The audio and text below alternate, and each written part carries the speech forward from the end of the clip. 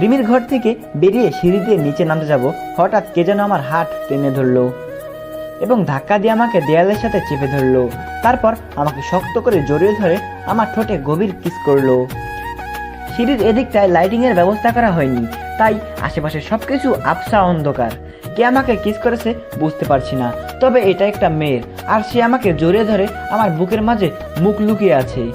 আমি মেয়েটাকে নিজের থেকে ছাড়িয়ে তার দিকে তাকাতেই চমকে উঠলাম। এটা তো আফিফা। চারপাশে সবকিছু অন্ধকার হলেও আফিফাকে চিনতে আমার মোটেও অসুবিধা হলো না। কথায় আছে, প্রিয় মানুষটার নিঃশ্বাসের শব্দই তাকে চেনার জন্য যথেষ্ট। আমার ক্ষেত্রেও তাই হয়েছে। কিন্তু আফিফা এখানে কেন? আমি আবছা অন্ধকারে আফিফার দিকে কিছুক্ষণ তাকিয়ে থেকে অবাক গলায় বললাম, আফিফা, তুমি এখানে কেন? আমি কেন? অন্য কাউকে আশা করেছিলে নাকি? আরে না, তোমার তো আসার কথা ছিল না, তাই বললাম। আসার কথা ছিল না, কিন্তু শুধু তোমার জন্য এসেছি। খুব ভালো করেছো। তা খালামণি কোথায়? সে আসেনি? না, শুধু আমি একাই এসেছি।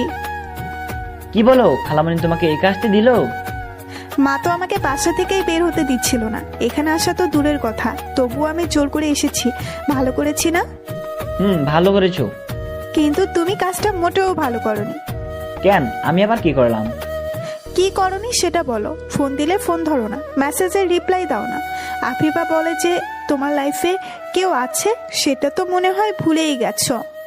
ধুর, ভুলবো কেন? আসলে রিমির বিয়ে নিয়ে খুব ব্যস্ত ছিলাম, তাই তোমাকে সময় দিতে পারিনি। বিয়ে নিয়ে ব্যস্ত ছিলে নাকি নতুন কাউকে পেয়েছো? কোনটা? মন খারাপ হয়ে গেছে নাকি? তোমার মতো সুন্দরীকে ছেড়ে নতুন কাউকে ধরতে যাব? কোন দুঃখে? হ্যাঁ, থাক, আর মিথ্যা বলতে হবে না, স্বার্থপর একটা। আরে রেগে যাচ্ছ কেন? আমি সত্যি বলছি, ব্যস্ত ছিলাম বলেই তোমার সাথে কথা বলতে পারিনি, তাছাড়া আর কিছু না। তুমি আমাকে বিশ্বাস করো না? ঠিক আছে ঠিক আছে, বিশ্বাস করলাম। আমি জানতাম তুমি আমাকে অবিশ্বাস করতেই পারো না, এজন্যই তোমাকে আমি এত ভালোবাসি। থাক, আর ঢং করতে হবে না। ঢং দেখাবো কেন? আমি সত্যি বলছি, তুমি আসলেই খুব ভালো, আমার কলিজা তুমি। আফিফা মুচকি হাসলো। বুঝতে পারলাম তার রাগ কমে গেছে, কিন্তু সেই মুচকি হাসিটা আফিফার ঠোঁটের কোণে বেশিক্ষণ স্থায়ী হলো না। আমার দিকে তাকিয়ে বেশ গম্ভীর গলায় বলল, তুমি এতক্ষণ রিমির ঘরে কি করছিলে? এমনি গল্প করছিলাম। কিসের গল্প?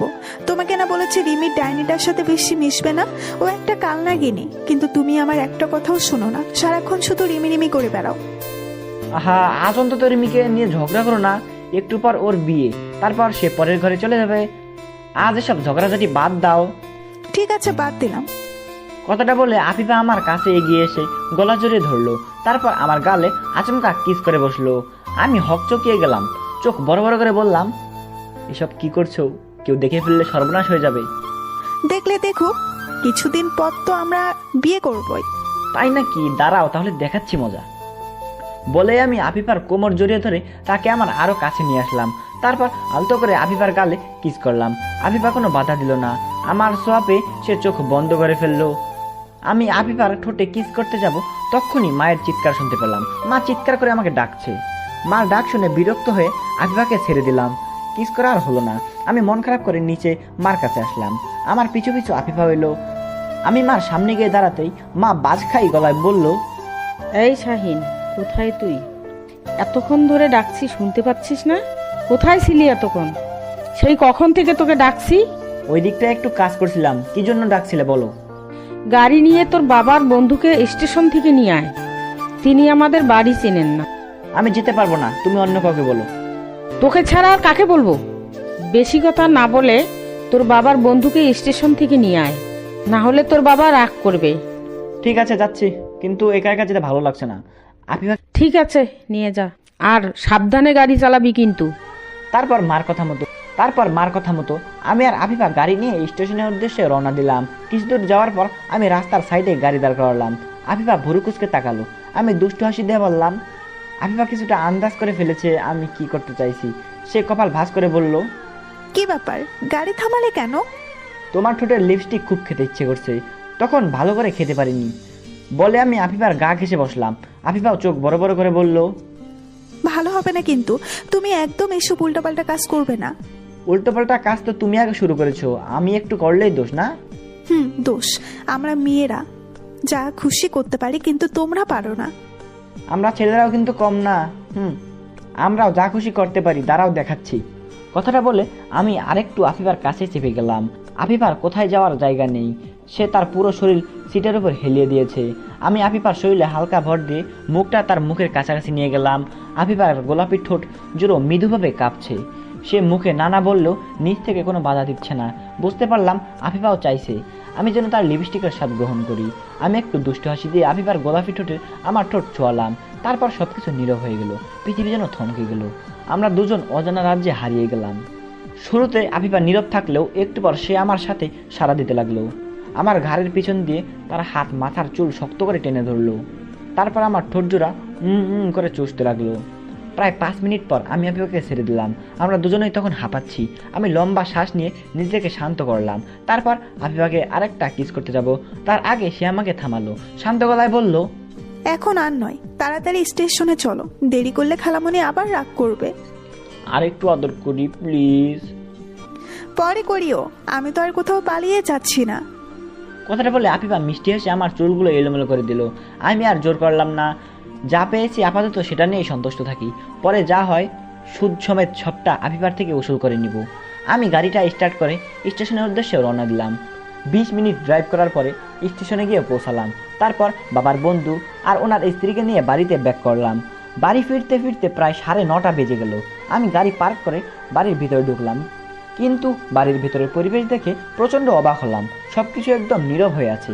মা বাবা, ছোট মা, ছোট আব্বু সহ সকল আত্মীয় স্বজন মনমরা হয়ে বসে আছে। এদের দেখে মনে হচ্ছে না এটা বিয়ে বাড়ি, মনে হচ্ছে সবাই কারো শোক দিবস পালন করছে। সবার মুখ বাংলার পাঁচের মতো হয়ে আছে। অথচ আমি যখন বাবার বন্ধুকে আনার জন্য স্টেশনে যাই তখন সবকিছু স্বাভাবিক ছিল। ছোট বাচ্চারা দল বেঁধে নাচানাচি, হই হুল্লোড়, আতশবাজি, পটকা ফোটাচ্ছিল, সাউন্ড বক্সের ফুল ভলিউমে গান বাজাচ্ছিল।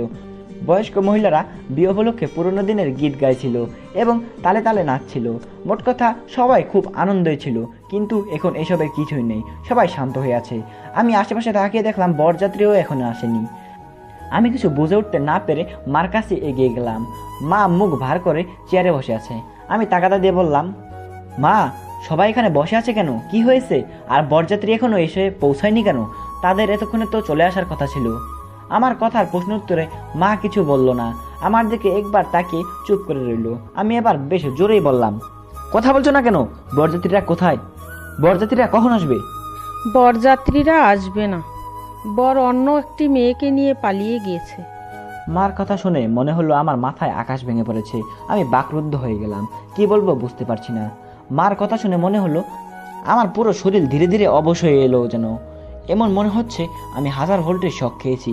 আমি হাঁ করে কিছুক্ষণ তাকিয়ে থাকার পর মার দিকে তাকিয়ে থেকে বললাম, কি বলছো এইসব? শরীফ অন্য একটা মেয়ের সাথে পালিয়ে গেছে? কিছুক্ষণ আগে শরীফের বাবা ফোন দিয়েছিল। তারা নাকি আমাদের বাড়ির উদ্দেশ্যে রওনা দিয়েছিল, কিন্তু মাঝপথে শরীফের গাড়িটা খারাপ হয়ে যায়। তারপর থেকেই শরীফকে আর খুঁজে পাওয়া যাচ্ছে না। মার কথা শুনে আমার আর কিছু বলার সাহস হলো না। ধূপ করে চেয়ারে বসে পড়লাম। অবাকের চরম পর্যায়ে পৌঁছে গিয়েছি আমি। শরীফের মতো হাদারামেরও গার্লফ্রেন্ড আছে এটা ভেবেই আমি শিহরিত। তাছাড়া গার্লফ্রেন্ড থাকার পরেও শরীফ বিয়েতে রাজি হলো কেন? সে তো অনেক আগে বিয়েটা ভেঙে দিতে পারতো।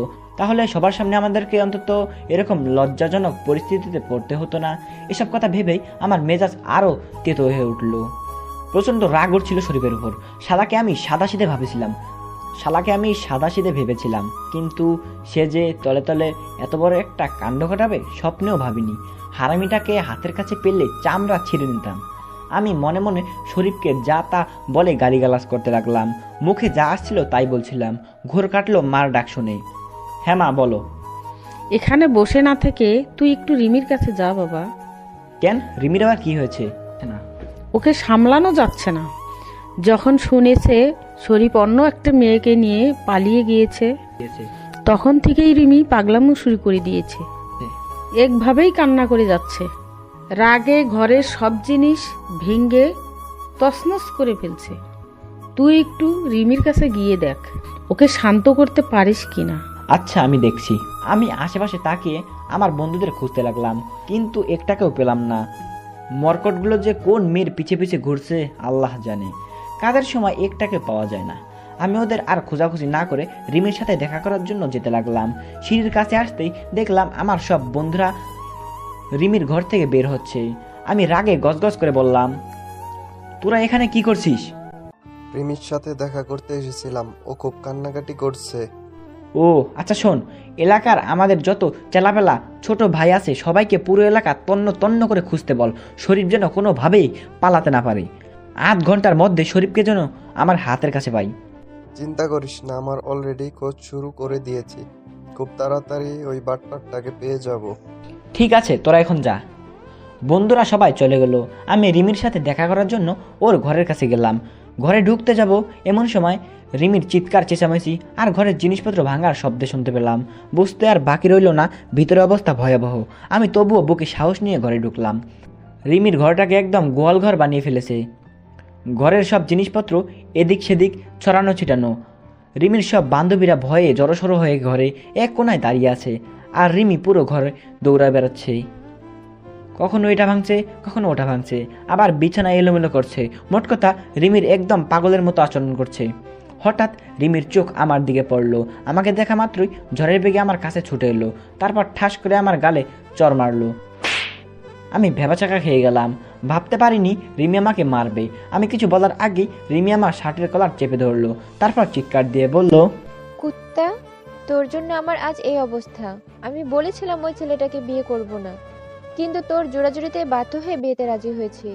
এখন দেখ কি হলো, ওই ছেলেটা অন্য একটা মেয়েকে নিয়ে পালিয়েছে। এখন আমাকে কে বিয়ে করবে? বলে রিমি হু হু করে কাঁদতে কাঁদতে আমাকে জড়িয়ে ধরলো। আমি রিমির মাথায় হাত বুলিয়ে বললাম, কাঁদিস না, সব ঠিক হয়ে যাবে। কিচ্ছু ঠিক হবে না। তারপর রিমি আমার বুকে জোরে জোরে কিলঘুষি মারতে লাগলো আর কাঁদতে কাঁদতে বলল, সবার সামনে এখন আমাকে অপমানিত হতে হবে। সবাই এখন আমাকে দোষারোপ করবে, বলবে আমি অপয়া, তাই আমার বিয়ে হলো না। সব কিছু হয়েছে তোর জন্য, তোকে আমি মেরেই ফেলবো। আমি ওকে থামানোর চেষ্টা করেও থামাতে পারছি না। ওদিকে আমার বন্ধুরা সবাই মিলে রিমির বাবার কাছে গেছে। রিমির বাবা কপাল ভাঁজ করে বসে আছে, ওনার মাথায় রাজ্যের চিন্তা। রিমির বাবা আমার বন্ধুদের দেখে বললেন, শরীফের কোনো খোঁজ পেলে? না আঙ্কেল, এখনো কোনো খোঁজ পাইনি, তবে মনে হয় না ওকে পাওয়া যাবে। তাহলে এখন কি করব? রিমির বিয়েটা যদি না হয় তাহলে আমাদের এতদিনের অর্জিত মান সম্মান সব ধুলোয় মিশে যাবে। সমাজে আর মাথা উঁচু করে দাঁড়াতে পারবো না। আঙ্কেল, একটা উপায় আছে, তাহলে হয়তো আপনার মান সম্মান একটু হলেও বাঁচবে। কি উপায়? আপনি শাহিনের সাথে রিমির বিয়েটা দিয়ে দিন। কি বলছো এসব? আমি ঠিকই বলছি আঙ্কেল, আপনি বিষয়টা একবার ভেবে দেখুন। শাহিন আর রিমি ছোটবেলা থেকে একসাথে বড় হয়েছে, ওদের দুজনের বিয়ে হলে ভালোই হবে। আর যাই হোক, এর মতো শাহিন আপনাকে ধোকা দিবে না। তাছাড়া শাহিনকে তো আপনি ছোটবেলা থেকে কোলে পিঠে করে বড় করেছেন, সে কেমন ছেলে তা আপনি ভালো করেই জানেন। ওর সাথে রিমির বিয়ে হলে রিমি অনেক সুখী হবে, আবার রিমিও আপনার সাথ থেকে দূরে যাবে না, বাড়ির মেয়ে বাড়িতেই থাকবে। আমার বন্ধুদের কথা শুনে রিমির বাবা একটু ভরসা পেলেন। তার মাথা থেকে চিন্তার বোঝা একটু হলেও কমলো। কিন্তু শাহিন কি রিমিকে বিয়ে করতে রাজি হবে? আপনি আগে শাহিনকে বিয়ের কথাটা তো বলুন, বাকিটা আমরা দেখে নিব। এদিকে রিমি কিছুক্ষণ কান্নাকাটি করার পর শান্ত হয়েছে। এখন সে চুপ করে আমার বুকে মাথা রেখে বসে আছে। আমি রিমির মাথায় হাত বুলিয়ে দিচ্ছি। এমন সময় মা ঘরে প্রবেশ করলো। মাকে দেখে রিমি আমাকে ছেড়ে দিয়ে একটু দূরে সরে বসলো। মা আমার সামনে এসে বলল, তোর ছোট আব্বু তোকে ডাকছে, কেন? দরকার আছে, তাড়াতাড়ি যা।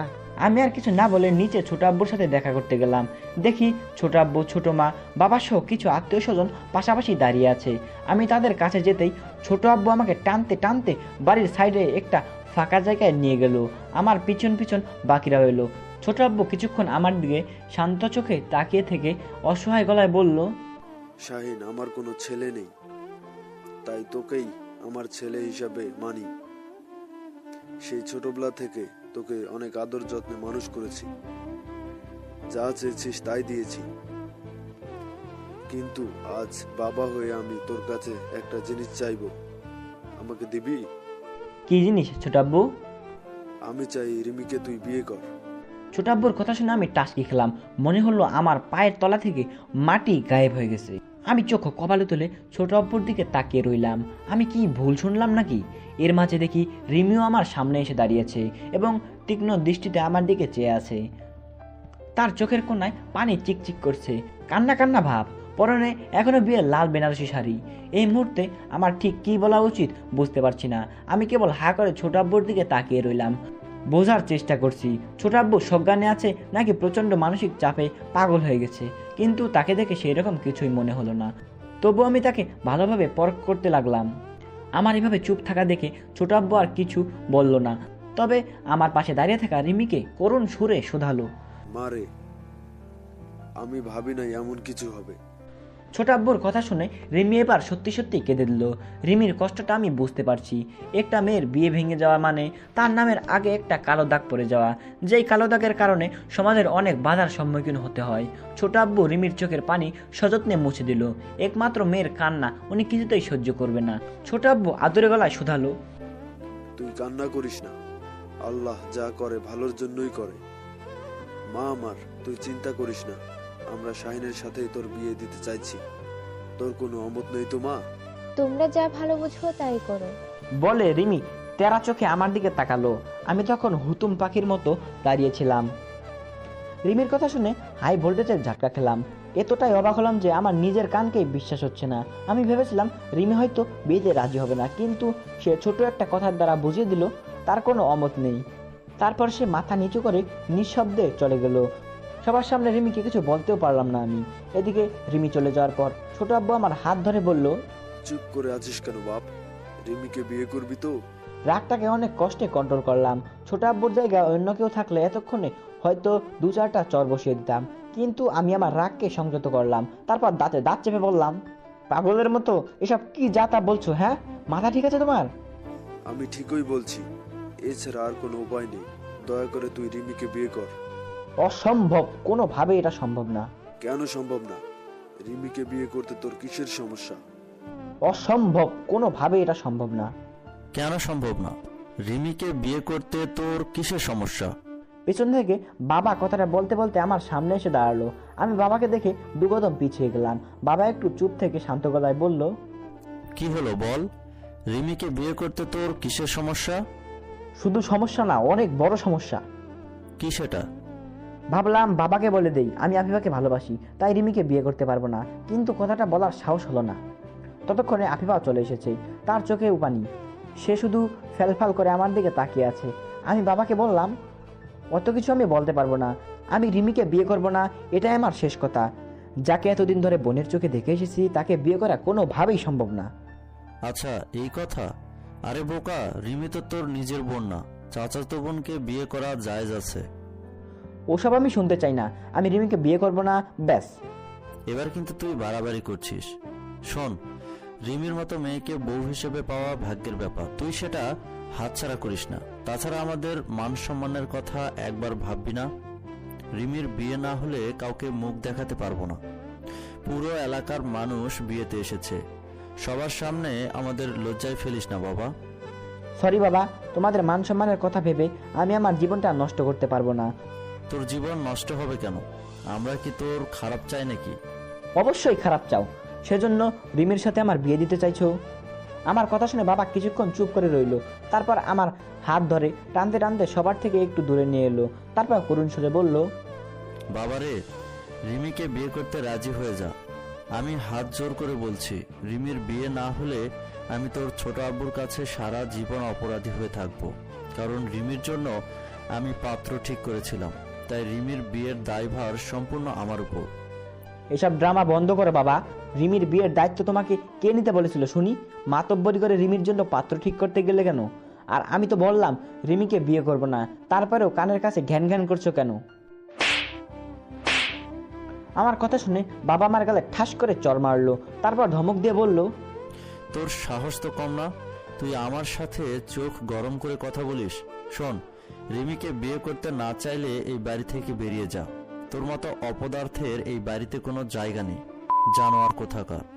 সেটাই ভালো, আমি বাড়ি থেকে বের হয়ে যাব, তবুও রিমিকে বিয়ে করব না। হ্যাঁ, বেরিয়ে যা, ভুলেও এই বাড়িতে পা রাখবি না। আর আমার সম্পত্তির একটা কানা করিও তুই পাবি না। তোমার সম্পত্তি ধুয়ে তুমি পানি খাও, আমার সব লাগবে না, বলে আমি রাগে ফুসতে ফুসতে চলে আসতে লাগলাম। এমন সময় ছোট আব্বু আর ছোট মা আমার পথ আটকে দাঁড়ালো। ছোট মা কাতর গলায় বলল, তুই কি সত্যি সত্যি চলে যাবি? আমি কিছু বললাম না, রাগে অন্যদিকে মুখ ঘুরিয়ে রইলাম। ছোট মা এবার কাঁদতে কাঁদতে বলল, তুই এমন কেন করছিস মানিক আমার? প্লিজ রিমিকে বিয়ে করতে রাজি হয়ে যা। তোকে আমি এত ভালোবাসা দিয়ে ছোট থেকে বড় করলাম, আর তুই আমাদের বিপদের দিনে এইভাবে ফেলে চলে যাবি? ছোট মার এইসব ইমোশনাল কথা বলা শেষ হতেই ছোট আব্বু বলা শুরু করলো, শাহিন, এই নে দলিল। আমি আমার অর্ধেক সম্পত্তি তোর নামে লিখে দিয়েছি। এবার অন্তত রিমিকে বিয়ে কর, আমার মান সম্মান বাঁচা। বলেই ছোট আব্বু আমার দিকে একটা কাগজ বাড়িয়ে দিল, যেখানে অর্ধেক সম্পত্তি আমার নামে উইল করা আছে। আমি তবুও রাজি হলাম না, তাই চুপ করে দাঁড়িয়ে রইলাম। আমার চুপ করে থাকা দেখে ছোট মা এবার আমার পা ধরার জন্য উদ্বুদ্ধ হলো। আমি চমকে উঠে আমার পা ধরার আগে তাড়াহুড়া করে ছোট মাকে আটকালাম। হস্তদন্ত হয়ে বললাম, এসব কি করছো ছোট মা? সবাই আমাদের দেখছে। আমার পা ধরে আল্লাহর কাছে আমাকে পাপী বানিও না।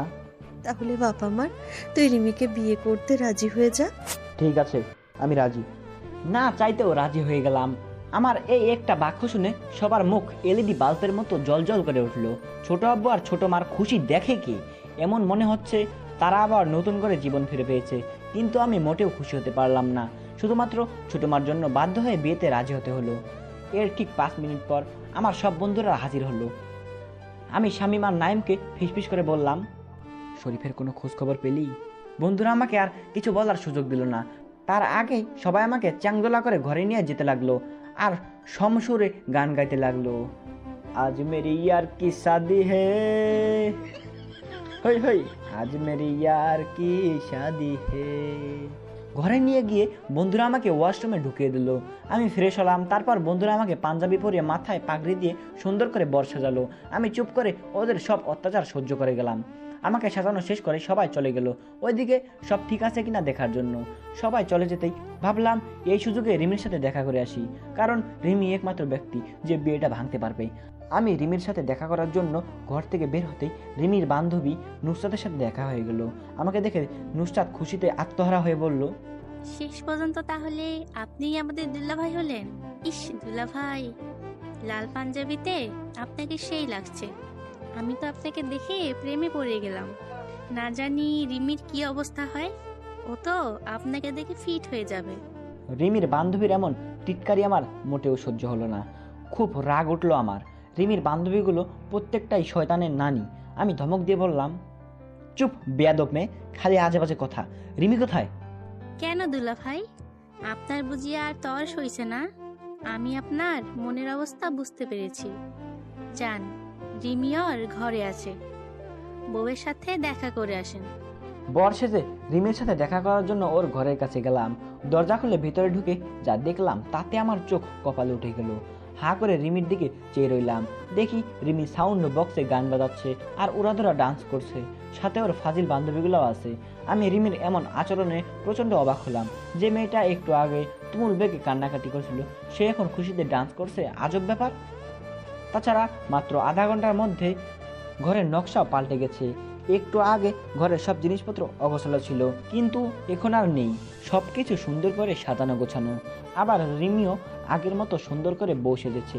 এদিকে আমি যে এসেছি সেটা রিমি এখনো খেয়াল করেনি। নাচতে নাচতে আচমকা যখন রিমির চোখ আমার দিকে পড়লো, সাথে সাথে সে থমকে দাঁড়ালো। আমি রাগে ফুঁসতে ফুঁসতে বললাম, এসব কি করছিস? হ্যাঁ, এমনি মজা করছিলাম। রাখ তোর মজা।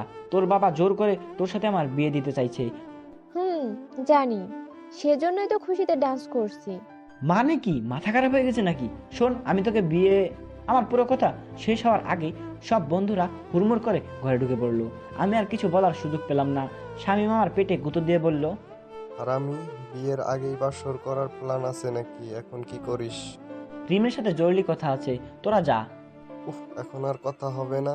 তোর সব কথা বাসর ঘরে বলিস। সারাত পরে আছে, কেউ তোদের ডিস্টার্ব করবে না। এই শাহিনকে বিয়ের আসরে নিয়ে চল। আর একটু দাঁড়া, জাস্ট 2 মিনিট কথা বলবো। বললাম তো এখন কোনো কথা হবে না, যা বলার বাসর ঘরে বলিস। আর তোরা সবাই হা করে কি দেখছিস? শাহিনকে বিয়ের আসরে নিয়ে যেতে বললাম না? তারপর বন্ধুরা সবাই আমাকে জোর করে বিয়ের আসরে নিয়ে গেল। আমাকে ফুল দিয়ে সাজানো মঞ্চে বসানো হলো।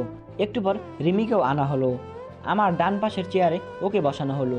কি বলবো, রিমিকে দেখা মাত্রই সবাই যেন হা হয়ে গেল। তার রূপে সবাই মুগ্ধ। প্রত্যেকে রিমির সৌন্দর্যের প্রশংসা করতে লাগলো। অতঃপর সবার উপস্থিতিতে আমার আর রিমির বিয়ে সম্পূর্ণ হলো। তবে আমি একটা জিনিস খেয়াল করলাম, কাজী সাহেব যখন রিমিকে কবুল বলতে বলল তখন রিমি এত খুশি হয়েছিল যা বলার মতো না। আমি এর আগে রিমিকে কখনো এত খুশি হতে দেখিনি। খুশিতে তার চোখ দুটো জলজল করছিল, আনন্দে সারা শরীর থরথর করে কাঁপছিল। রিমির একটা বদ অভ্যাস আছে, অত্যাধিক খুশি হলে তার শরীর কাঁপে। যাই হোক, এটাই ছিল আমার জীবন কাহিনী, ভয়াবহ ফ্ল্যাশব্যাক, যেখানে অনেকটা নাটকীয়ভাবে রিমির সাথে আমার বিয়ে হয়। যাক সে কথা, এবার গল্পে আসা যাক।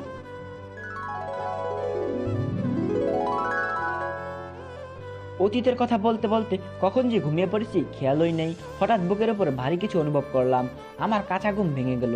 মিটমিট করে চোখ মেলে দেখি রিমি কোলবালিশ সরিয়ে আমার বুকের উপর শোয়ার চেষ্টা করছে। আমি রিমিকে ধাক্কা দিয়ে আমার বুক থেকে সরিয়ে দিলাম। তারপর দাঁত কিরমির করে বললাম, তোকে না বলেছি আমার কাছে আসবি না? আমি তোর বুকে মাথা রেখে ঘুমাবো, আমাকে ঘুমাতে দে। জোর গলায় বলল রিমি। তার সাহস দেখে অবাক হলাম বই কি, কেমন অধিকার খাটাচ্ছে আমার উপর। আমি ধমকেশ্বরে বললাম, মগের মুল্লুক পেয়েছিস নাকি? ভুলেও আমার কাছে আসার চেষ্টা করবি না। 100 বার যাব, কি করবি তুই? মেরে ভর্তা বানাবো। মার, যত খুশি মার, তবু আমি তোর কাছেই থাকবো। বলে রিমি আমার কাছে আরো চেপে এলো। আমি বিরক্ত নিয়ে বললাম, তুই এমন কেন বলতো? কেমন? একদম অসহ্য একটা মেয়ে। আগে তো এমন ছিলি না, তাহলে এখন কেন এমন করছিস? কারণ এখন তুই আমার স্বামী, তোর উপর আমার অধিকার আছে। বারবার স্বামী স্বামী করবি না, আমার ভালো লাগে না। আর আমি তোকে স্ত্রী অধিকার দেইনি, তাই আমার থেকে দূরে দূরে থাকবি। পারবো না। আচ্ছা, এসব ঝগড়াঝাটি এখন বাদ দে, চল ছাদে যাই। এখন ছাদে যাব? পাগল হয়ে গেছিস নাকি? এত রাতে ছাদে গিয়ে কি করব? দুজনে পাশাপাশি বসে চাঁদের আলোয় গল্প করব। জানিস, এটা আমার অনেক দিনের ইচ্ছা। প্লিজ আমার ইচ্ছাটা পূরণ কর। পারবো না, আমার প্রচন্ড ঘুম পাচ্ছে। একদিন না ঘুমালে কিচ্ছু হবে না, চল আমার সাথে। কথাটা বলেই রিমি আমার হাত ধরে টানতে টানতে বিছানা থেকে নামলো। আমি যাব না, তবুও রিমি আমাকে জোর করে নিয়ে যাবে। আমি দাঁতে দাঁত চেপে বললাম, রিমি হাত ছাড়, আমার ভালো লাগছে না। ছাদে চল, ভালো লাগবে। আর না হলে আমার স্পেশাল আদর দিয়ে মন চাঙ্গা করে দিব। আমি ঠাস করে রিমির গালে চড় মারলাম। সেটাও আবার যেন তেন চড় নয়, শরীরের সব শক্তি দিয়ে চড় মেরেছি। কেন জানি রাগটাকে আর কন্ট্রোল করতে পারলাম না। মাঝরাতে রিমির এসব অত্যাচার সহ্য হচ্ছিল না, তাই রাগের মাথায় চড় মেরেছি। এদিকে আমার হাতে চড় খেয়ে রিমি আমার দিকে অবাক চোখে তাকিয়ে রইল। আমি সেদিকে পাত্তা না দিয়ে বাজখাই গলায় বললাম, সমস্যা কি তোর? বলছি না আমার উপর অধিকার খাটাতে আসবি না। শোন, তোর সাথে আমার বিয়েটা জাস্ট একটা কোইন্সিডেন্ট।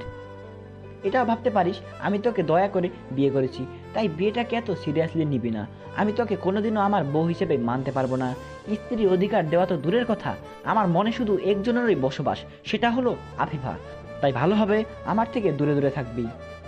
এক নিঃশ্বাসে কথাগুলো বলে আমি থামলাম। রিমি এখনো আমার হাত ধরে আছে। আমি রিমির থেকে হাত ছাড়িয়ে ফ্লোরে চাদর বিছালাম ঘুমানোর জন্য। সোফায় ঘুমাতে চেয়েছিলাম, কিন্তু সোফার উপর পাহাড় সমান উঁচু গিফট বক্স। বিয়েতে সবার থেকে যতগুলো গিফট পেয়েছি সবগুলো সোফার উপর রাখা, তাই বাধ্য হয়ে ফ্লোরে ঘুমাতে হচ্ছে। এদিকে রিমিকে চর মারাতে সে একটুও কাঁদেনি, কিন্তু আমার কথাগুলো শুনে সে ফুপিয়ে ফুপিয়ে কাঁদতে লাগলো। তারপর আমি যখন ফ্লোরে চাদর বিছালাম তখন রিমি কান্নার বেগ আরো বেড়ে গেল। রিমির কাঁদতে কাঁদতে নাক টেনে বলল, তুই ফ্লোরে ঘুমাবি? তোর সাথে ঘুমালে আমাকে বিরক্ত করে মারবি। ঠিক আছে, আর বিরক্ত করব না। প্লিজ বিছানায় আয়, সব কিছুর জন্য সরি। না, আমি এখানেই ঠিক আছি। আর তোর কিছু করার থাকলে করে নে, বাবাকে ডাকলে ডাক, দেখি সে আমার কি করতে পারে। কথাটা বলে আমি ফ্লোরে শুয়ে পড়লাম। রিমিকে আর কিছু বলার সুযোগ দিলাম না। রিমি আমার দিকে কিছুক্ষণ তাকিয়ে থেকে বিছানায় গিয়ে বসলো। আমি রিমির দিকে একবার আর চোখে তাকিয়ে উল্টো দিকে মুখ ঘুরিয়ে ঘুমানোর চেষ্টা করলাম। আজে বাজে কথা চিন্তা করতে করতে কখন যে ঘুমের দেশে হারিয়ে গেছি খেয়ালই নেই। সকালবেলা বুকের ডান পাশে প্রচণ্ড ব্যথার কারণে ঘুম ভেঙে গেল। দেখি রিমি আমাকে আষ্টে পিষ্টে জড়িয়ে ধরে শুয়ে আছে। ওর শরীরে ব্লাউজ আর পেটিকোট ছাড়া কিছুই নেই। আমি আর অবাক হলাম, দেখলাম আমার শরীরেও কোনো কাপড় নেই, শুধু একটা শর্ট প্যান্ট পরে আছি। আর আমাদের দুজনের শরীর চাদর দিয়ে ঢাকা। আমার রিমির উপর প্রচণ্ড রাগ উঠল। মেয়েটার লাজ লজ্জা বলতে কিছুই নেই। কাল রাতে ওকে এত কথা শোনালাম, গায়ে হাতও উঠালাম, তবুও ওর শিক্ষা হলো না। আগের মতোই শয়তান আছে। আমি রিমিকে আমার বুকের উপর থেকে সরাতে যাব, হঠাৎ ওর গালের দিকে চোখ পড়লো। রিমির ডান গালটা কালচে হয়ে আছে, গালে 5 আঙ্গুলের ছাপ স্পষ্ট। কাল রাতে চরটা বেশ জোরে মেরেছিলাম, এত জোরে চরটা মারা ঠিক হয়নি। আমার কেন জানি রিমির জন্য একটু কষ্ট হলো, কিন্তু সেটা কেন বুঝতে পারলাম না। আমি রিমির গালে আলতো করে হাত রাখলাম। রিমি উহ উহ করতে করতে আমাকে আরো শক্ত করে জড়িয়ে ধরলো। ঘুমের ঘোরে জড়ানো গলায় বলল, এত নড়াচড়া করছিস কেন? শান্তিতে একটু ঘুমাতে দে। রিমির কথা শুনে মনে মনে বললাম, আমার ঘুম হারাম করে কি শান্তিতে না ঘুমাচ্ছে পেতনিটা। মাত্র একদিনে আমার জীবন নরক বানিয়ে ফেলেছে, জানি না ভবিষ্যতে আরো কি কি করবে। এসব ভেবে বুক চিরে একটা দীর্ঘশ্বাস বেরিয়ে এলো। রিমিকে ডাকতে গিয়েও থেমে গেলাম। রিমি জেগে গেল, হয়তো সকাল সকাল উল্টোপাল্টা কিছু একটা করে বসবে। আর সকাল সকাল রিমির সাথে ঝগড়া করার কোনো ইচ্ছা নেই। আমি কিছু সময় চুপ থেকে আস্তে করে রিমিকে আমার বুকের ওপর থেকে সরালাম। তারপর নিঃশব্দে রিমির পাশ থেকে উঠে লুঙ্গি পরে বাথরুমে গেলাম। বাথরুমে থেকে বেরিয়ে লুঙ্গি ছেড়ে প্যান্ট পরবো, কিন্তু প্যান্ট খুঁজে পাচ্ছি না। গতকাল যে প্যান্টটা পরেছিলাম তা রিমির মাথার কাছে পড়ে আছে। আমি প্যান্টটা আনার জন্য রিমির মাথার কাছে একটু আগাতেই রিমি আচমকা আমার লুঙ্গি ধরে টান মারে। আমি তাল সামলাতে না পেরে হুড়মুড় করে রিমির উপর পড়ে যাই। আমার মুখ রিমির নরম বুকে সমাধিত হয়। রিমিও সুযোগ পেয়ে আমাকে বুকের মাঝে চেপে ধরে আমার মাথায় আলতো করে হাত বুলিয়ে কানের কাছে মুখ এনে কুট্টুস করে কামড় মারে। তারপর ফিসফিস করে নেকামো গলায় বলে, ওগো আমার প্রাণের স্বামী, সকাল সকাল আমাকে ফেলে কোথায় যাওয়া হচ্ছে? আমি রিমির বুকের মাঝে থেকে মাথা তুলে চোখ গরম করে তাকালাম। রিমি প্রেমময় দৃষ্টিতে আমাকে দেখছে। আমি বিরক্ত গলায় বললাম, ছাড় আমাকে, কাজ আছে। সকাল সকাল আবার কিসের কাজ? ব্যায়াম করতে যাব। আমার সাথে ব্যায়াম করো না, আমাকে কোলে নিয়ে ওঠানামা কর, তাহলে তোর হাতের বল বাড়বে। চাইলে ওসবও করতে পারিস। বিজ্ঞান বলে সকালবেলা বউর সাথে ওসব করলে স্বাস্থ্য ভালো থাকে। তাছাড়া ওসব করলে একসাথে তোর সারা শরীরের ব্যায়াম হয়ে যাবে, পাশাপাশি আমারও ব্যায়াম হবে। এক নিঃশ্বাসে এসব কথা বলে রিমি লজ্জামাখা হাসি দিল। রিমির ওসব দ্বারা কি বুঝিয়েছে তা বুঝতে বাকি নেই আমার। ওর সব কথা শুনে আমার কান দিয়ে ধোয়া বেরোবার মতো অবস্থা। কতটা লজ্জাহীন হলে একটা মানুষ এসব কথা বলতে পারে তা আমার ধারণার বাইরে। আমি নাক কুচকে বললাম, তুই আসলে একটা বেয়াদব মেয়ে, মুখে খালি বাজে কথা, ফাজিল কোথাকার। কই বাজে কথা বললাম? স্বামীর সাথে এসব বলা স্বাভাবিক। আমি তাকাতে রিমির উপর থেকে উঠে গেলাম, কিন্তু রিমি আবার আমার লুঙ্গি টেনে ধরলো। আমি রাগে গজগজ করে বললাম, লুঙ্গি ছাড়, তোর লজ্জা না থাকলেও আমার লজ্জা আছে। তোর আবার কিসের লজ্জা? আমি তো গতকাল রাতে তোর সবকিছু দেখে ফেলেছি। তোর জিনিসটা খুব সুন্দর, আমার পছন্দ হয়েছে। এবার আমি টাসকি খেলাম, এমন বজ্জাত মেয়েরে বাবা। আমি চোখ কপালে তুলে বললাম, তুই জীবনেও ভালো হবি না। আমার ভালো হওয়ার দরকার নেই। বলে রিমি আবার লুঙ্গি ধরে হেসকা টান দিল। আমি এবারও তাল সামলাতে না পেরে রিমির উপর গিয়ে পড়লাম। তবে এবার রিমির বুকে নয়, আমার মুখ গিয়ে সোজা রিমির মুখের কাছে গেল। রিমি বেশি সময় নিল না, 1 সেকেন্ডের কম সময় রিমি আমার ঠোঁটের সাথে ঠোঁট মিলিয়ে দিল। অনেকটা জোর করে আমার সাথে অন্তরঙ্গ হতে চাইলো। আমিও কেন জানি হার মানলাম রিমির কাছে। হাজার হলেও মেয়ে মানুষের ছোঁয়া তো উপেক্ষা করা কঠিন। একটুবার রিমি নিজে থেকে আমাকে ছেড়ে দিল। মুচকি হেসে বলল, সকালের কোটা পূরণ হলো, ব্যায়াম করে এলে বাকিটা করব। আমি কিছু না বলে লুঙ্গি পাল্টে প্যান্ট পরলাম। তারপর রুম থেকে বেরোতে যাব, এমন সময় রিমি বলল, তাড়াতাড়ি বাড়ি ফিরে গোসল করে নিস। কাল রাতে আমাদের মাঝে যা হলো, গোসল করা ফরজ হয়ে গেছে। কাল রাতে আবার আমাদের মাঝে আবার কি হয়েছে? যা দুষ্ট, ওসব কথা মুখে বলা যায়? আমার লজ্জা করে না বুঝি? আমি রিমির কথা গায়ে মাখলাম না। ওর সব আজে বাজে কথা শোনার সময় নেই। এমনিতে মাথায় হাজারটা চিন্তা। বাড়িতে আমি ছাড়া কেউ এখনো ঘুম থেকে ওঠেনি। আসলে বিয়ে উপলক্ষে এই কয়দিন কারোই ভালোভাবে ঘুম হয়নি, তাই সবাই বেঘরে ঘুমাচ্ছে। জায়গার অভাবে অনেক আত্মীয় স্বজন আবার ফ্লোরে বিছানা পেতে ঘুমিয়ে পড়েছে। আমি কাউকে কিছু না জানিয়ে চুপি চুপি বাড়ি থেকে বেরিয়ে পড়লাম, যাতে রিমির থেকে দূরে থাকা যায়। ওর সাথে থাকলে আমি দম বন্ধ হয়ে মারা যাব, নয়তো পাগল হয়ে যাব। তাছাড়া আফিফার সাথে একবার দেখা করতে হবে। মনটা ভীষণ খারাপ। আফিফার সাথে কিছুক্ষণ সময় কাটালে হয়তো মনটা ভালো হবে। আমি 7-5 না ভেবে আফিফাদের বাড়ির উদ্দেশ্যে রওনা দিলাম। সকাল সকাল কোনো রিক্সার দেখা পাচ্ছিলাম না, তাই হেঁটে হেঁটেই যেতে লাগলাম। প্রায় ঘন্টাখানিক সময় লাগলো আফিফাদের বাড়ি পৌঁছাতে। 2-3 বার কলিং বেল বাজানোর পর খালামণি দরজা খুললো। আমাকে দেখা মাত্রই খালামণির মুখে নকশা বদলে গেল। মুখখানা পোড়া ভাতের মতো বানিয়ে গম্ভীরভাবে আমার দিকে তাকিয়ে রইল। আমি সেদিকে ভ্রুক্ষেপ না দিয়ে হাসি মুখে বললাম, কেমন আছো খালামণি? আমার কথার প্রশ্নোত্তরে খালামণি কিছু বলল না। আমিও খালামণির জবাবের আশায় না করে আবার বললাম, আফিফা কোথায় খালামণি? আফিফাকে কি দরকার? তুই ওর জীবনটা শেষ করে দিলি, তাহলে এখন আবার ওর কাছে এসেছিস কেন? আমি খালামণির কথার আগামাথা কিছুই বুঝলাম না, শুধু চোখ মুখ চোখা করে একভাবে তাকিয়ে রইলাম। খালামণি আবার বলল, কি ভেবেছিস আমি কিছুই জানি না? আফিফা আমাকে গতকাল রাতে সব বলেছে। আরে তুই যদি আফিফাকে ভালোই বাসিস তাহলে রিমিকে বিয়ে করলি কেন? আমি রিমিকে বিয়ে করতে চাইনি খালামণি, সবাই আমাকে জোর করে বিয়ে দিয়েছে। জোর করে বিয়ে দিয়েছে মানে কি? তুই ছোট বাচ্চা নাকি যে তোকে জোর করে বিয়ে দিবে? তাছাড়া তোকে যখন জোর করে বিয়ে দিচ্ছিল তখন আমাকে জানাসনি কেন? তারপর দেখতাম কিভাবে তোর বিয়ে দেয়, শুধু শুধু আমার মেয়ের জীবন নষ্ট করলি কেন? জানিস কাল সারা রাত আফিফা কেঁদেছে, মেয়েটা তোকে এত ভালোবাসে আর তুই ওকে কাঁদালি।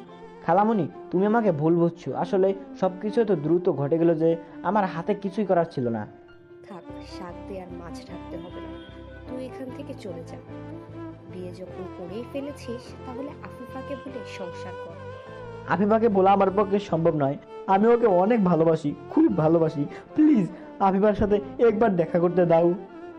কান্না সুরে কথা বললাম আমি। আমার কথা শুনে খালামণি কিছু সময় আমার দিকে তাকিয়ে রইল, তারপর নরম গলায় বলল, ঠিক আছে যা। এত সকালে তুমি এখানে কি করছো? তোমাকে দেখতে এসেছি বলে আমি আলতো করে আফিফার কপালে চুমু দিলাম। আমার ছোঁয়া পেয়ে আফিফা খুশি হওয়ার বদলে উল্টো রেগে গেল, মুখটা ছোট বানিয়ে বিরক্ত কণ্ঠে বলল, মজা করছো আমার সাথে? কাল বিয়ে করে এখন আমাকে ভালোবাসা দেখানো হচ্ছে? এসব কি বলছো? কেন, বাসুরাতে রিমি আদর করেনি? আরে আমি কাল রাতে রিমির সাথে কিছুই করিনি। থাক, আর মিথ্যা বলতে হবে না। আমি কচি খুকি না যে তোমার মিষ্টি মিষ্টি কথাই সব ভুলে যাব। কথাটা বললে আফিফার ছোট বাচ্চার মতো গাল ফুলিয়ে বসে রইল। আমি সামান্য হাসলাম, বুঝতে পারলাম আফিফা আমার উপর অভিমান করে কথাগুলো বলছে। আমি আফিফাকে টেনে আমার বুকের মাঝে নিলাম, কপালে গভীর চুমু দিয়ে বললাম, আরে পাগলি মেয়ে, আমি শুধুই তোমার আর তোমারই আছি। আমার বাসর হলে সেটা তোমার সাথেই হবে। আফিফা কোনো কথা না বলে চুপটি করে আমার বুকের মাঝে শুয়ে রইল। মিনিট দুয়েক পর কচ্ছপের মতো মাথা বের করে শান্ত গলায় বলল, সত্যিই তুমি রিমির সাথে কিছু করনি তো? কিচ্ছু করিনি, তোমার কসম। আমার কথা শুনে আফিফার ঠোঁটের কোণায় এবার মিষ্টি হাসির আভা ফুটে উঠল। সকালে হালকা রোদের আলো কাচের জানালা ভেদ করে আফিফার মুখে এসে পড়েছে, যার ফলে আফিফার হাসিটা আরো মোহনীয় লাগছে, একদম হৃদয় ঘায়েল করা হাসি। আমি অপলক নয়নে আফিফার হাসিটা দেখতে লাগলাম। হঠাৎ খালামণি ঘরে প্রবেশ করলো। আমি তড়িঘড়ি করে আফিফাকে ছেড়ে দিয়ে উঠে দাঁড়ালাম। খালামণি আবার আমার সামনে এসে গম্ভীর গলায় বলল, তুই কি সত্যি আফিফাকে ভালোবাসিস? খালামণি, অনেক ভালোবাসি, নিজের থেকেও বেশি। আফিফাকে বিয়ে করতে চাস? যদি তুমি রাজি থাকো। ঠিক আছে, আমি রাজি, কিন্তু আমার একটা শর্ত আছে। শর্তটা পূরণ করতে পারলেই আফিফার সাথে তোর বিয়ে দিব। খালামণির কথা শুনে আমার মনে লাড্ডু ফুটে উঠল। ভাবিনি খালামণি এত সহজে রাজি হয়ে যাবে। আমি তাকাদা দিয়ে বললাম, কি শর্ত বলো, আমি তোমার সব শর্তে মানতে রাজি আছি। রিমিকে ডিভোর্স দিতে হবে। কি? রিমিকে ডিভোর্স দিতে হবে? ডিভোর্স দিতে হবে। চমকে উঠলাম আমি। খালামণি এমন কঠিন শর্ত দিবে কল্পনাও করতে পারিনি। চোখ কপালে তুলে ফেলফেল করে তাকিয়ে রইলাম। খালামণি ওনার মিষ্টি জর্দা দিয়ে পান খাওয়া দাঁত বের করে হাসি মুখে বলল, তুই কি ভেবেছিলি আমার মেয়ে সতীনের ঘর করবে? শোন, আমার মেয়ে অতটাও ফেল না, শুধু তোকে ভালোবাসে বলে এত কিছুর পরও আমি বিয়েতে রাজি হচ্ছি। আমি তোকে 3 মাস সময় দিলাম। এই 3 মাসে তুই কি করবি আমি জানি না, কিন্তু রিমির সাথে ডিভোর্সটা যেন হয়, না হলে 4র্থ মাসে আফিফার বিয়ে অন্য জায়গায় দিয়ে দিব। তখন আফিফার ছেলে মেয়ের মামা হওয়ার জন্য তৈরি থাকিস। এক নাগারে কথাগুলো বলে খালামণি চলে গেল। ঠায় দাঁড়িয়ে থেকে চুপ করে বসলাম। খালামণি আমাকে কি শর্ত দিয়ে গেল, আমি এই শর্ত পূরণ করব কিভাবে? রিমির কাছে ডিভোর্স চাইলে তো বাড়ির লোকজন আমাকে মেরে ফেলবে, আবার ডিভোর্স না হলেও আফিফার সাথে আমার বিয়ে হবে না। আমি এখন কি করব বুঝতে পারছি না। মাথায় হাত দিয়ে চুপচাপ বসে রইলাম। এমন সময় আফিফা আমার কাঁধে এসে হাত রাখলো, আমার মাথায় আলতো করে হাত বুলিয়ে দিয়ে বলল, চিন্তা করো না, সব ঠিক হয়ে যাবে। আমি তোমার পাশে আছি। তুমি শুধু রিমিকে তাড়াতাড়ি ডিভোর্স দাও। আমি কিছু বললাম না। আসলে পরিস্থিতি এমন তৈরি হয়েছে যে মুখ দিয়ে কোনো কথাই বের হচ্ছে না। আমার চুপ থাকা দেখে আফিফা আবার বলল, রিমিকে ডিভোর্স দিতে পারবে তো? চেষ্টা করব। চেষ্টা না, তোমাকে পারতেই হবে, না হলে আমাকে হারাবে। খবরদার এমন কথা মুখে আনবে না। যেভাবে হোক আমি রিমিকে ডিভোর্স দিব। কথাটা বলে আমি চলে আসতে লাগলাম। পিছন থেকে আফিফা আমাকে ডাক দিল। কোথায় যাচ্ছ? একটু কাজ আছে, যেতে হবে। কিছু খেয়ে যাও, দেখে তো মনে হচ্ছে সকালে কিছুই খাওনি। খিদে নেই বলে আমি আফিফাদের বাড়ি থেকে চলে আসলাম। রাস্তা দিয়ে হাঁটছি, হঠাৎ চিন্তা করছি এখন কি করব। ভাবলাম বন্ধুদের সাথে একবার দেখা করে আসি, এই বিপদের সময় একমাত্র তারাই আমাকে সাহায্য করতে পারবে। আমি হাঁটতে হাঁটতে বিলের ধারে গেলাম। ঘড়িতে তখন প্রায় 10টা বাজে। আমার সব বন্ধুরা বিলের ধারে বসে আড্ডা দিচ্ছে, সবাই কি যেন গল্প করছে আর হাসাহাসি করছে। আমি তাদের কাছে এগিয়ে গেলাম। আমাকে দেখা মাত্রই সবাই চুপ হয়ে গেল। আমি শামীমের পাশে বসতে বসতে বললাম, ব্যাপার কি রে, কি নিয়ে এত হাসাহাসি করছিলি? আমার কথার উত্তর না দিয়ে শামীম পেটে গুঁতো মেরে বলল, আমাদের কথা বাদ দে, তোর খবর বল। সিংহ এত জলদি গুহা থেকে বেরিয়ে এলো যে? আমরা তো ভেবেছিলাম আগামী 10 দিন তোরা কোনো দেখা সাক্ষাৎ পাবো না। কেন?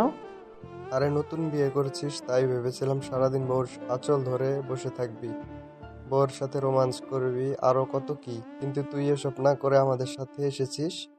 দরকার আছে তাই এসেছি, আর এইসব ফালতু আলাপ বন্ধ করতো আমার ভালো লাগছে না। কেন, কি হয়েছে?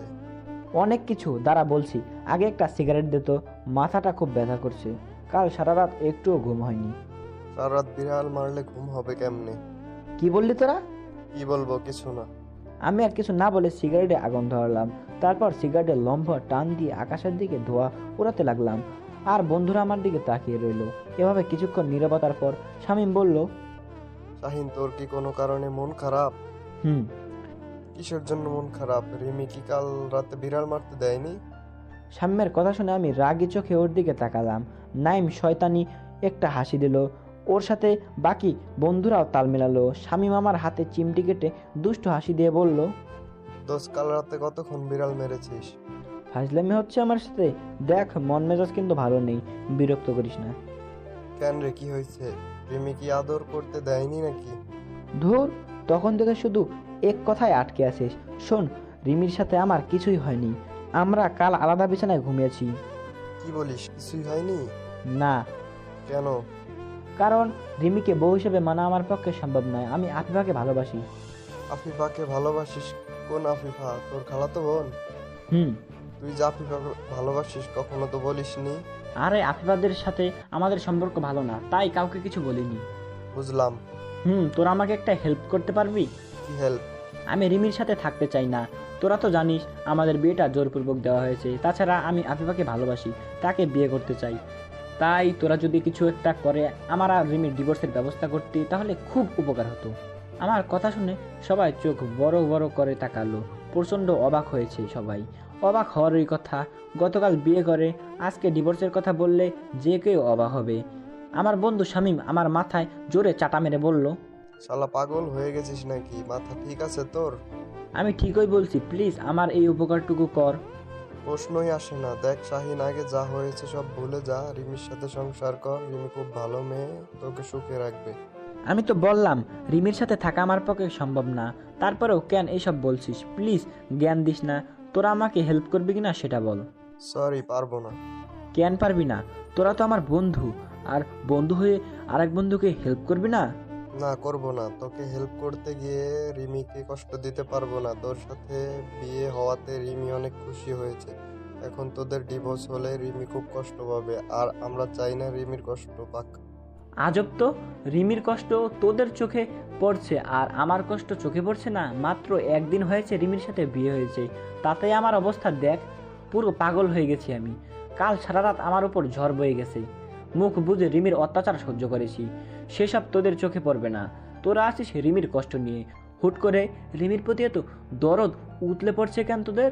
কারণ রিমি আমাদের বোন, মায়ের পেটের বোন না হলেও আমরা সবাই তাকে বোন মানি। তুই আমাদের জন্য কিছু না করলেও রিমি আমাদের জন্য অনেক কিছু করেছে। কিছুদিন আগে যখন বৃষ্টিকে নিয়ে পালিয়ে এলাম, বাবা আমাকে বাড়ি থেকে বের করে দিল। তোর কাছে হেল্প চাইলে ভয়ে তুই মুখ ফিরিয়ে নিলি, কিন্তু রিমিকে বলার পর সে আমাকে তার মামার বাড়িতে থাকতে দিল। রিমির মামার কোম্পানিতে পার্ট টাইম একটা জবের ব্যবস্থা করে দিল। এখন আমি আর বৃষ্টি অনেক সুখে আছি। এসব শুধু রিমির জন্য হয়েছে। শামীম এক নিঃশ্বাসে কথাগুলো বলল। তার কথা বলা শেষ হতেই শামীম আবার বলা শুরু করলো, রিমির কাছে যখনই আমরা হেল্প চেয়েছি তখনই সে হেল্প করেছে। রিমিকে কষ্ট দেওয়া ঠিক হবে না। আর শাহিন, রিমির মতো মেয়েকে বউ হিসেবে পাওয়া ভাগ্যের ব্যাপার। আমি তোর জায়গায় থাকলে রিমিকে মাথায় তুলে রাখতাম। আমি বন্ধুদের এসব কথা শুনে অবাক হয়ে গেলাম। এরা সবাই তো দেখছি রিমির পাগলা ভক্ত, এদের কাছে অত সহজে হেল্প পাওয়া যাবে না। আমি শামীমকে কিছু বলতে যাব, হঠাৎ শামীমের ফোন বেজে উঠলো। শামীম ফোন রিসিভ করে কানে ধরে হুহা করতে লাগলো। ফোনের ওপাশ থেকে কি বলছে শোনা যাচ্ছে না। একটু পর শামীম আমার দিকে ফোনটা বাড়িয়ে দিয়ে বলল, ধর কথা বল। কে ফোন করেছে? নিজেই দেখে নে, আজ তোর কপালে শনি আছে। আমি ফোন হাতে নিয়ে কানে ধরতেই ফোনের বিপরীত পাশ থেকে রিমির বাজখাই গলার আওয়াজ কানে এলো। এই কুত্তা, কোথায় তুই? কান ঝনঝনিয়ে উঠলো আমার। তার সুরেলা গলা হঠাৎ করলার মতো তিতা হয়ে গেছে। আমি কিছু বলার আগেই আবার রিমির কর্কশ গলার আওয়াজ কানে এলো। রিমি এবার আগের চেয়েও আরো এক ভলিউম উঁচু আওয়াজে বলল,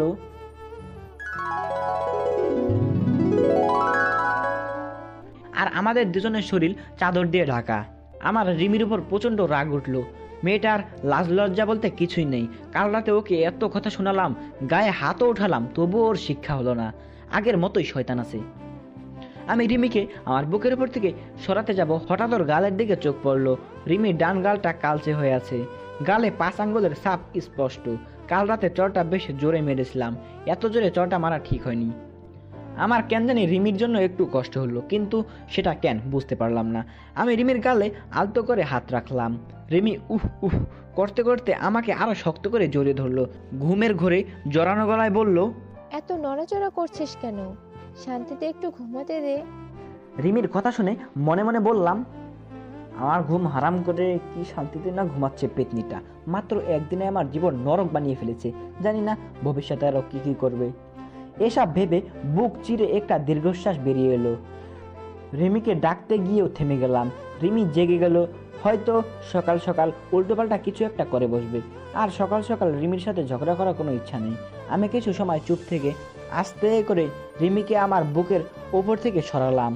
তারপর নিঃশব্দে রিমির পাশ থেকে উঠে লুঙ্গি পরে বাথরুমে গেলাম। বাথরুমে থেকে বেরিয়ে লুঙ্গি ছেড়ে প্যান্ট পরবো, কিন্তু প্যান্ট খুঁজে পাচ্ছি না। গতকাল যে প্যান্টটা পরেছিলাম তা রিমির মাথার কাছে পড়ে আছে। আমি প্যান্টটা আনার জন্য রিমির মাথার কাছে একটু আগাতেই রিমি আচমকা আমার লুঙ্গি ধরে টান মারে।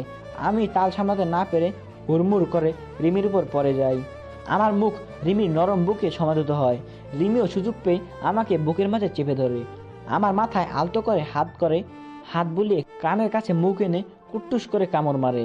তারপর ফিস করে নেকামো গলায় বলে, ওগো আমার প্রাণের স্বামী, সকাল সকাল আমাকে ফেলে কোথায় যাওয়া হচ্ছে?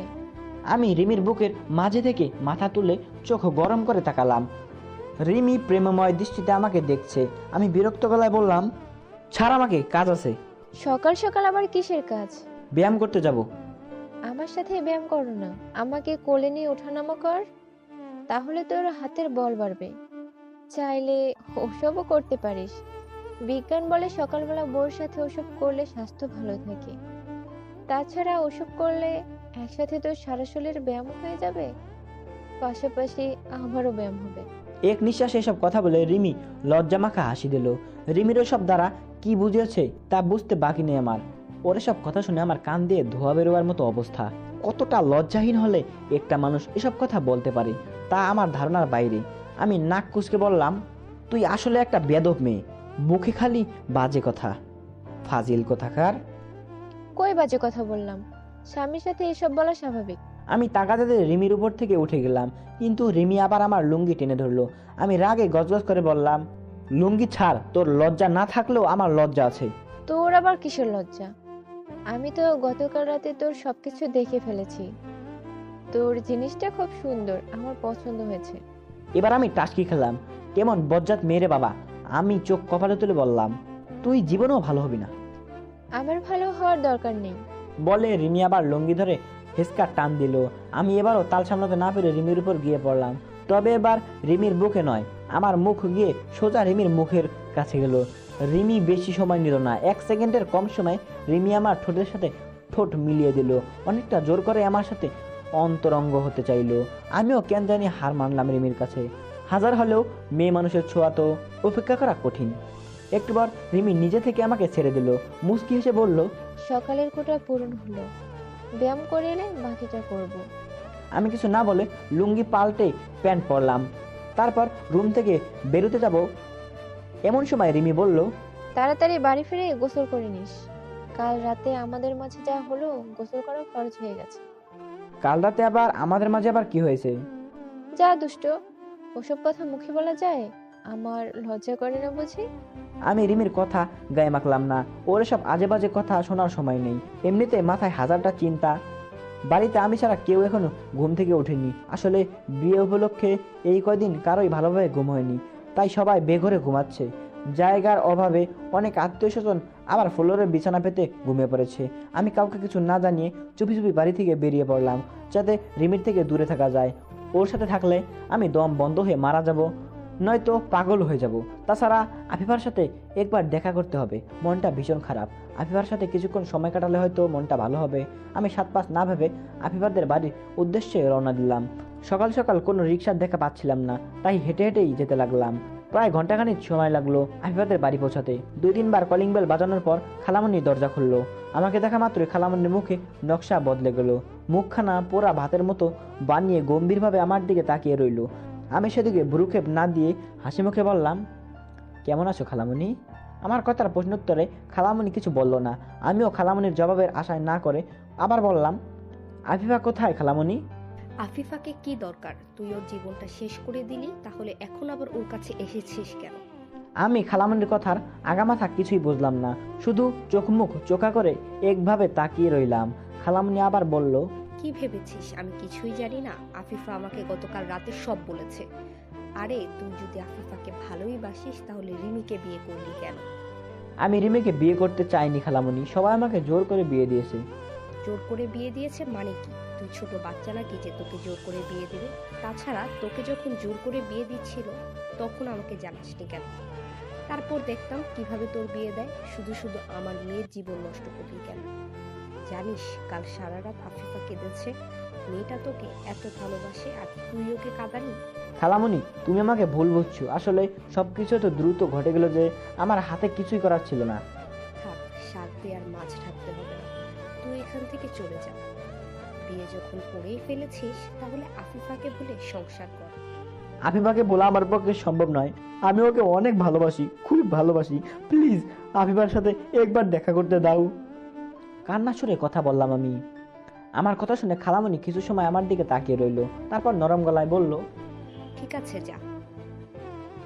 এত সকালে তুমি এখানে কি করছো? তোমাকে দেখতে এসেছি বলে আমি আলতো করে আফিফার কপালে চুমু দিলাম। আমার ছোঁয়া পেয়ে আফিফা খুশি হওয়ার বদলে উল্টো রেগে গেল। মুখটা ছোট বানিয়ে বিরক্ত কণ্ঠে বলল, মজা করছো আমার সাথে? কাল বিয়ে করে এখন আমাকে ভালোবাসা দেখানো হচ্ছে? এসব কি বলছো? কেন, বাসুরাতে রিমি আদর করেনি? আরে আমি কাল রাতে রিমির সাথে কিছুই করিনি। থাক, আর মিথ্যা বলতে হবে না। আমি কচি খুকি না যে তোমার মিষ্টি মিষ্টি কথাই সব ভুলে যাব। কথাটা বললে আফিফার ছোট বাচ্চার মতো গাল ফুলিয়ে বসে রইল। আমি সামান্য হাসলাম, বুঝতে পারলাম আফিফা আমার উপর অভিমান করে কথাগুলো বলছে। আমি আফিফাকে টেনে আমার বুকের মাঝে নিলাম, কপালে গভীর চুমু দিয়ে বললাম, আরে পাগলি মেয়ে, আমি শুধুই তোমার আর তোমারই আছি। আমার বাসর হলে সেটা তোমার সাথেই হবে। আফিফা কোনো কথা না বলে চুপটি করে আমার বুকের মাঝে শুয়ে রইল। মিনিট 2 পর কচ্ছপের মতো মাথা বের করে শান্ত গলায় বলল, সত্যিই তুমি রিমির সাথে কিছু করনি তো? কিচ্ছু করিনি, তোমার কসম। আমার কথা শুনে আফিফার ঠোঁটের কোণায় এবার মিষ্টি হাসির আভা ফুটে উঠল। সকালে হালকা রোদের আলো কাচের জানালা ভেদ করে আফিফার মুখে এসে পড়েছে, যার ফলে আফিফার হাসিটা আরো মোহনীয় লাগছে, একদম হৃদয় ঘায়েল করা হাসি। আমি অপলক নয়নে আফিফার হাসিটা দেখতে লাগলাম। হঠাৎ খালামণি ঘরে প্রবেশ করলো। আমি তড়িঘড়ি করে আফিফাকে ছেড়ে দিয়ে উঠে দাঁড়ালাম। খালামণি আবার আমার সামনে এসে গম্ভীর গলায় বলল, তুই কি সত্যি আফিফাকে ভালোবাসিস? খালামণি, অনেক ভালোবাসি, নিজের থেকেও বেশি। আফিফাকে বিয়ে করতে চাস? যদি তুমি রাজি থাকো। ঠিক আছে, আমি রাজি, কিন্তু আমার একটা শর্ত আছে। শর্তটা পূরণ করতে পারলেই আফিফার সাথে তোর বিয়ে দিব। খালামণির কথা শুনে আমার মনে লাড্ডু ফুটে উঠল। ভাবিনি খালামণি এত সহজে রাজি হয়ে যাবে। আমি তাকাতা দিয়ে বললাম, কি শর্ত বলো, আমি তোমার সব শর্তে মানতে রাজি আছি। রিমিকে ডিভোর্স দিতে হবে। কি? রিমিকে ডিভোর্স দিতে হবে? ডিভোর্স দিতে হবে। চমকে উঠলাম আমি। খালামণি এমন কঠিন শর্ত দেবে কল্পনাও করতে পারিনি। চোখ কপালে তুলে ফেলফেল করে তাকিয়ে রইলাম। খালামণি ওনার মিষ্টি জর্দা দিয়ে পান খাওয়া দাঁত বের করে হাসি মুখে বলল, তুই কি ভেবেছিলি আমার মেয়ে সতীনের ঘর করবে? শোন, আমার মেয়ে অতটাও ফেল না, শুধু তোকে ভালোবাসে বলে এত কিছুর পরও আমি বিয়েতে রাজি হচ্ছি। আমি তোকে 3 মাস সময় দিলাম। এই 3 মাসে তুই কি করবি আমি জানি না, কিন্তু রিমির সাথে ডিভোর্সটা যেন হয়, না হলে 4র্থ মাসে আফিফার বিয়ে অন্য জায়গায় দিয়ে দিব। তখন আফিফার ছেলে মেয়ের মামা হওয়ার জন্য তৈরি থাকিস। এক নাগারে কথাগুলো বলে খালামণি চলে গেল। ঠায় দাঁড়িয়ে থেকে চুপ করে বসলাম। খালামণি আমাকে কি শর্ত দিয়ে গেল, আমি এই শর্ত পূরণ করব কিভাবে? রিমির কাছে ডিভোর্স চাইলে তো বাড়ির লোকজন আমাকে মেরে ফেলবে, আবার ডিভোর্স না হলেও আফিফার সাথে আমার বিয়ে হবে না। আমি এখন কি করব বুঝতে পারছি না। মাথায় হাত দিয়ে চুপচাপ বসে রইলাম। এমন সময় আফিফা আমার কাঁধে এসে হাত রাখলো, আমার মাথায় আলতো করে হাত বুলিয়ে দিয়ে বলল, চিন্তা করো না, সব ঠিক হয়ে যাবে। আমি তোমার পাশে আছি। তুমি শুধু রিমিকে তাড়াতাড়ি ডিভোর্স দাও। আমি কিছু বললাম না। আসলে পরিস্থিতি এমন তৈরি হয়েছে যে মুখ দিয়ে কোনো কথাই বের হচ্ছে না। আমার চুপ থাকা দেখে আফিফা আবার বলল, রিমিকে ডিভোর্স দিতে পারবে তো? চেষ্টা করব। চেষ্টা না, তোমাকে পারতেই হবে, না হলে আমাকে হারাবে। খবরদার এমন কথা মুখে আনবে না। যেভাবে হোক আমি রিমিকে ডিভোর্স দিব। কথাটা বলে আমি চলে আসতে লাগলাম। পিছন থেকে আফিফা আমাকে ডাক দিল, কোথায় যাচ্ছ? একটু কাজ আছে, যেতে হবে। কিছু খেয়ে যাও, দেখে তো মনে হচ্ছে সকালে কিছুই খাওনি। খিদে নেই বলে আমি আফিফাদের বাড়ি থেকে চলে আসলাম। রাস্তা দিয়ে হাঁটছি, হঠাৎ চিন্তা করছি এখন কি করব। ভাবলাম বন্ধুদের সাথে একবার দেখা করে আসি। এই বিপদের সময় একমাত্র তারাই আমাকে সাহায্য করতে পারবে। আমি হাঁটতে হাঁটতে বিলের ধারে গেলাম। ঘড়িতে তখন প্রায় 10টা বাজে। আমার সব বন্ধুরা বিলের ধারে বসে আড্ডা দিচ্ছে। সবাই কি যেন গল্প করছে আর হাসাহাসি করছে। আমি তাদের কাছে এগিয়ে গেলাম। আমাকে দেখা মাত্রই সবাই চুপ হয়ে গেল। আমি শামীমের পাশে বসতে বসতে বললাম, ব্যাপার কি রে, কি নিয়ে এত হাসাহাসি করছিলি? আমার কথার উত্তর না দিয়ে শামীম পেটে গুঁতো মেরে বলল, আমাদের কথা বাদ দে, তোর খবর বল। সিংহ এত জলদি গুহা থেকে বেরিয়ে এলো যে? আমরা তো ভেবেছিলাম আগামী 10 দিন তোরা কোনো দেখা সাক্ষাৎ পাবো না। কেন? আরে নতুন বিয়ে করছিস, তাই ভেবেছিলাম সারাদিন বউর আঁচল ধরে বসে থাকবি, বউর সাথে রোমান্স করবি, আরো কত কি। কিন্তু তুই এসব না করে আমাদের সাথে এসেছিস। দরকার আছে তাই এসেছি, আর এইসব ফালতু আলাপ বন্ধ করতে আমার ভালো লাগছে না। কেন, কি হয়েছে? অনেক কিছু, দ্বারা বলছি। আগে একটা সিগারেট দিত, মাথাটা খুব ব্যথা করছে। কাল সারা রাত একটুও ঘুম হয়নি। সারা রাত বিড়াল মারলে ঘুম হবে কেমনে? কি বললি তোরা? কি বলবো, কিছু না। আমি আর কিছু না বলে সিগারেটে আগুন ধরালাম। তারপর সিগারেটের লম্বা টান দিয়ে আকাশের দিকে ধোঁয়া উড়াতে লাগলাম। আর বন্ধুরা আমার দিকে তাকিয়ে রইল। এভাবে কিছুক্ষণ নীরবতার পর শামীম বলল, শাহিন, তোর কি কোনো কারণে মন খারাপ? হুম। কিসের জন্য মন খারাপ? রিমি কি কাল রাতে বিড়াল মারতে দেয়নি? শামীমের কথা শুনে আমি রাগি চোখে ওর দিকে তাকালাম। নাইম শয়তানি একটা হাসি দিল। ওর সাথে বাকি বন্ধুরাও তাল মেলালো। শামীম আমার হাতে চিমটি কেটে দুষ্ট হাসি দিয়ে বলল, দোষ, কাল রাতে কতক্ষণ বিড়াল মেরেছিস? ফাজলামি হচ্ছে আমার সাথে? দেখ, মন মেজাজ কিন্তু ভালো নেই, বিরক্ত করিস না। কেন রে, কি হয়েছে? রিমি কি আদর করতে দেয়নি নাকি? ধুর, তখন থেকে শুধু এক কথায় আটকে আছিস। শোন, রিমির সাথে আমার কিছুই হয়নি। আমরা কাল আলাদা বিছানায় ঘুমিয়েছি। কি বলিস, কিছুই হয়নি? না। কেন? কারণ রিমিকে বউ হিসেবে মানা আমার পক্ষে সম্ভব নয়। আমি আফিফাকে ভালোবাসি। আফিফাকে ভালোবাসিস? কোন আফিফা? তোর খালাতো বোন? হুম। তুই যে আফিফাকে ভালোবাসিস কখনো তো বলিসনি। আরে আফিফাদের সাথে আমাদের সম্পর্ক ভালো না, তাই কাউকে কিছু বলিনি। বুঝলাম। তোরা আমাকে একটা হেল্প করতে পারবি? কি হেল্প? আমি রিমির সাথে থাকতে চাই না। তোরা তো জানিস আমাদের বিয়েটা জোরপূর্বক দেওয়া হয়েছে। তাছাড়া আমি আফিফাকে ভালোবাসি, তাকে বিয়ে করতে চাই। তাই তোরা যদি কিছু একটা করে আমার আর রিমির ডিভোর্সের ব্যবস্থা করতে, তাহলে খুব উপকার হতো। আমার কথা শুনে সবাই চোখ বড় বড় করে তাকালো। প্রচণ্ড অবাক হয়েছে সবাই। অবাক হওয়ারই কথা, গতকাল বিয়ে করে আজকে ডিভোর্সের কথা বললে যে কেউ অবাক হবে। আমার বন্ধু শামীম আমার মাথায় জোরে চাটা মেরে বলল, শালা পাগল হয়ে গেছিস নাকি? মাথা ঠিক আছে তোর? আমি ঠিকই বলছি, প্লিজ আমার এই উপকারটুকু কর। প্রশ্নই আসে না। দেখ শাহিন, আগে যা হয়েছে সব ভুলে যা, রিমির সাথে সংসার কর। রিমি খুব ভালো মেয়ে, তোকে সুখে রাখবে। আমি তো বললাম রিমির সাথে থাকা আমার পক্ষে সম্ভব না, তারপরেও কেন এইসব বলছিস? প্লিজ জ্ঞান দিস না। তোরা আমাকে হেল্প করবি কিনা সেটা বল। সরি, পারবো না। কেন পারবি না? তোরা তো আমার বন্ধু, আর বন্ধু হয়ে আরেক বন্ধুকে হেল্প করবি না? না, করবো না। তোকে হেল্প করতে গিয়ে রিমিকে কষ্ট দিতে পারবো না। তোর সাথে বিয়ে হওয়াতে রিমি অনেক খুশি হয়েছে। এখন তোদের ডিভোর্স হলে রিমি খুব কষ্ট পাবে, আর আমরা চাই না রিমির কষ্ট পাক। আজব তো, রিমির কষ্ট তোদের চোখে পড়ছে আর আমার কষ্ট চোখে পড়ছে না। মাত্র একদিন হয়েছে রিমির সাথে বিয়ে হয়েছে, তাতে আমার অবস্থা দেখ। পুরো পাগল হয়ে গেছি আমি। কাল সারা রাত আমার উপর ঝড় বয়ে গেছে। মুখ বুজে রিমির অত্যাচার সহ্য করেছি, সেসব তোদের চোখে পড়বে না। তোরা আছিস রিমির কষ্ট নিয়ে, হুট করে রিমির প্রতি এত দরদ উতলে পড়ছে কেন তোদের? কারণ রিমি আমাদের বোন, মায়ের পেটের বোন না হলেও আমরা সবাই তাকে বোন মানি। তুই আমাদের জন্য কিছু না করলেও রিমি আমাদের জন্য অনেক কিছু করেছে। কিছুদিন আগে যখন বৃষ্টিকে নিয়ে পালিয়ে এলাম, বাবা আমাকে বাড়ি থেকে বের করে দিল। তোর কাছে হেল্প চাইলে ভয়ে তুই মুখ ফিরিয়ে নিলি, কিন্তু রিমিকে বলার পর সে আমাকে তার মামার বাড়িতে থাকতে দিল। রিমির মামার কোম্পানিতে পার্ট টাইম একটা জবের ব্যবস্থা করে দিল। এখন আমি আর বৃষ্টি অনেক সুখে আছি। এসব শুধু রিমির জন্য হয়েছে। শামীম এক নিঃশ্বাসে কথাগুলো বলল। তার কথা বলা শেষ হতেই শামীম আবার বলা শুরু করলো। রিমির কাছে যখনই আমরা হেল্প চেয়েছি তখনই সে হেল্প করেছে। রিমিকে কষ্ট দেওয়া ঠিক হবে না। আর শাহিন, রিমির মতো মেয়েকে বউ হিসেবে পাওয়া ভাগ্যের ব্যাপার। আমি তোর জায়গায় থাকলে রিমিকে মাথায় তুলে রাখতাম। আমি বন্ধুদের এসব কথা শুনে অবাক হয়ে গেলাম। এরা সবাই তো দেখছি রিমির পাগলা ভক্ত, এদের কাছে অত সহজে হেল্প পাওয়া যাবে না। আমি শামীমকে কিছু বলতে যাব, হঠাৎ শামীমের ফোন বেজে উঠলো। শামীম ফোন রিসিভ করে কানে ধরে হুহা করতে লাগলো। ফোনের ওপাশ থেকে কি বলছে শোনা যাচ্ছে না। একটু পর শামীম আমার দিকে ফোনটা বাড়িয়ে দিয়ে বলল, ধর কথা বল। কে ফোন করেছে? নিজেই দেখে নে, আজ তোর কপালে শনি আছে। আমি ফোন হাতে নিয়ে কানে ধরতেই ফোনের বিপরীত পাশ থেকে রিমির বাজখাই গলার আওয়াজ কানে এলো। এই কুত্তা, কোথায় তুই? কান ঝনঝনিয়ে উঠলো আমার। তার সুরেলা গলা হঠাৎ করলার মতো তিতা হয়ে গেছে। আমি কিছু বলার আগেই আবার রিমির কর্কশ গলার আওয়াজ কানে এলো। রিমি এবার আগের চেয়েও আরো এক ভলিউম উঁচু আওয়াজে বলল,